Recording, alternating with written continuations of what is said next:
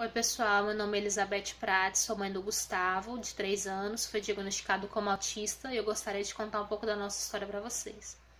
O Gustavo, ele foi uma criança muito desejada, eu quis ter o meu filho, meu marido também quis, e nisso nós tomamos todas as providências para ter uma gravidez saudável, para ter uma criança saudável.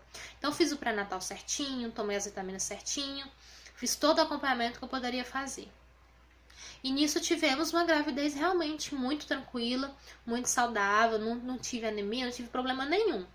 Porém, tive uma gravidez prolongada. Gustavo era previsto para nascer no dia 22 de fevereiro, eu tive ele no dia 3 de janeiro, porque tivemos um parto normal induzido. Se não tivesse sido induzido, Gustavo ou nasceria de uma cesariana de emergência ou infelizmente teria tido morte do bebê, né, ainda na barriga, porque ele estava passando do tempo. Ele nasceu de 41 semanas e 3 dias. E nisso, Gustavo, quando nasceu, ele chorava muito. Ele só chorava, o tempo que ele estava acordado era chorando. Ou era dormindo. E com 27 dias a gente descobriu que ele teve a clavícula quebrada, provavelmente do parto forçado. Que não era para nascer normal, né? Ele era muito grande, primeiro filho, então teve a clavícula quebrada. Eu ainda não tenho certeza se era apenas por motivo da clavícula ou se também tem causa com autismo também dele chorar muito. Porque do parto, da gravidez prolongada, o médico me falou que apesar de não ser comprovado, ele tem visto que muitas mães de autistas têm uma gravidez prolongada. Não sentimos dor para ter o bebê, não vem as contrações. E aí nisso, Gustavo, com 4 mesinhos, eu comecei a notar as primeiras diferenças, porque quando alguém chamava, ele não dava os bracinhos para outra pessoa pegar, essas coisas assim. Ele era uma criança que gostava de ficar onde ele estava. Apesar de ter aquela coisa assim que a criança autista não percebe se está no colo da mãe ou não, ele não tinha isso. Ele sempre foi apegado e é muito apegado a mim. Lógico que ele percebia, quando eu passava, ele olhava, ele tinha tudo isso de outra criança NT. Mas de uma pessoa pedir para me tirar ele do meu colo, ele não tinha muito isso de levar os bracinhos, ele demorou para fazer isso.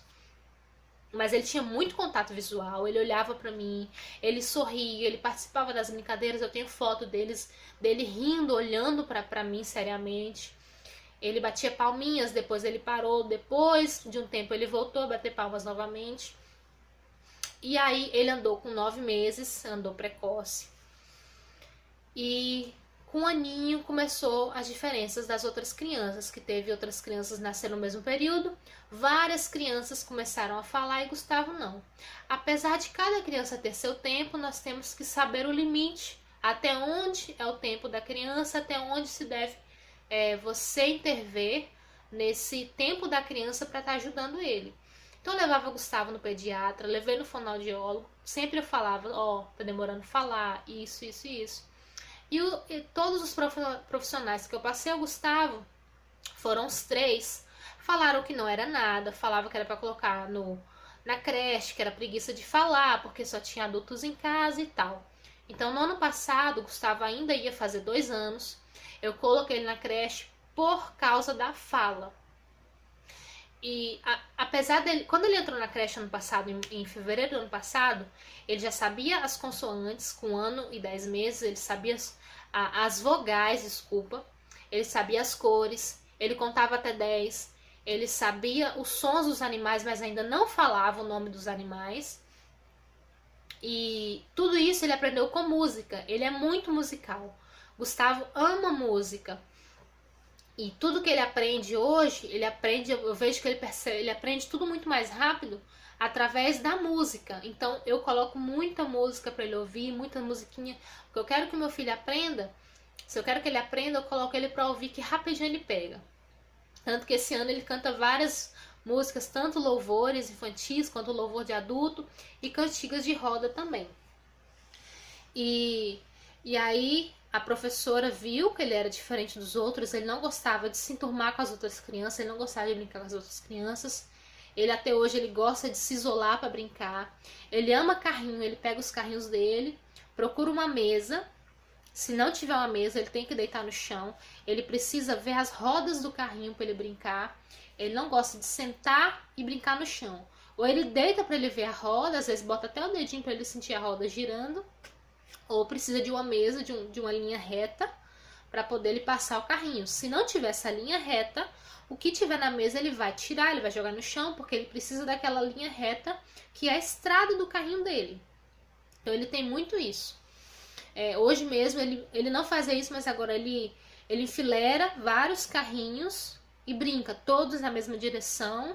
Ele tá começando com esses estimpes que alguns autistas têm, que alguns autistas mexem com as mãos, olha pros dedos. Ele mesmo ele gosta de ficar contando, assim. Ele fica contando. Como ele aprendeu a contar muito cedo, ele fica assim. Ele não é aquela criança que olha pra mão, assim. Ele gosta de ficar contando.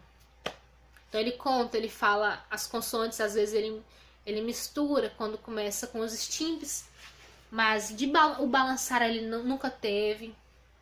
Tampar os ouvidos com medo do som também ele nunca teve, porque o autismo ele tem 3 níveis: o leve, o moderado, o severo. O severo, que quando a gente fala em autismo, acho que as pessoas pensam logo no severo ou misturam com outra doença, que autismo não é doença, é um transtorno. Mas tem gente que mistura com síndrome de Down, que não tem nada a ver uma coisa com a outra. Síndrome de Down é genético. O autismo TEA, né, que é transtorno do espectro autista, não é genético.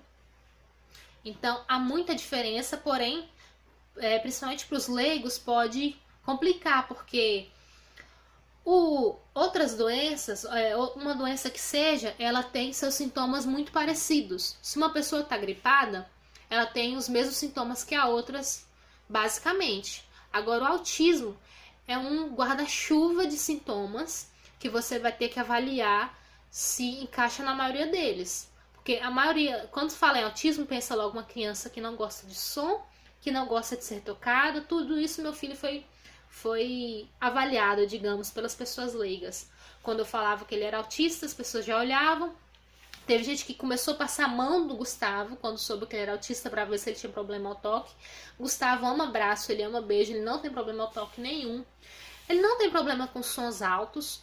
Ele já teve medo de liquidificador, ele já teve medo de furadeira. Mas passou, eu acho que foi fase, porque se fosse um problema realmente sensorial, ele teria até hoje. Com barulho de som alto, fogos, ele ama ouvir barulho de fogos, ele ri. O problema sensorial que o Gustavo tem, que às vezes as pessoas ainda não reconhecem, mas de fato é um problema sensorial, é a seletividade alimentar, que é pouco conhecida ainda.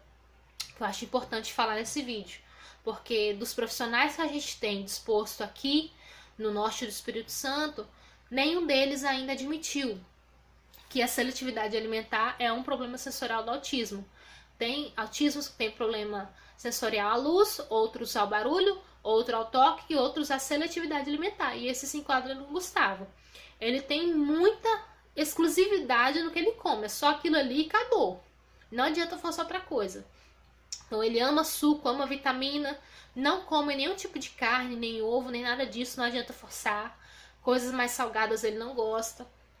Então, toda criança tem sua dificuldade de alimentar? Tem, eu também já passei por isso. Só que o dele é muito. Então, é um problema sensorial do autismo. E acho que eu já relatei pra vocês, né? Esse ano, o Gustavo, ele faz fono, terapia ocupacional, tem um acompanhante